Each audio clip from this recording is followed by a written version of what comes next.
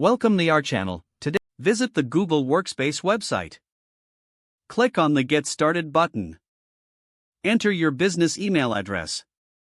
Click on the Next button to proceed. Provide your business name. Specify the number of employees in your organization. Select your country from the drop-down menu. Click Next to continue. Choose your preferred Google Workspace plan. Review the features included in each plan. Click on Select for your desired plan.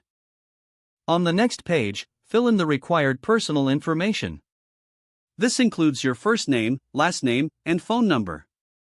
Create a strong password for your account. Confirm your password to ensure it matches. Click Agree and Continue to accept the terms. You may now set up your business domain. If you already own a domain, enter it here. If not, choose the option to purchase a new domain. Follow the prompts to complete the domain verification process.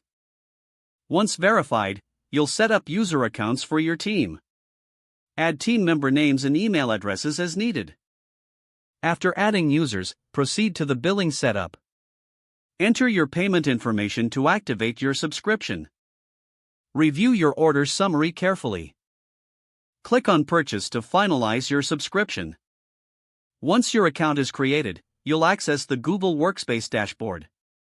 Here, explore various tools available for your business operations.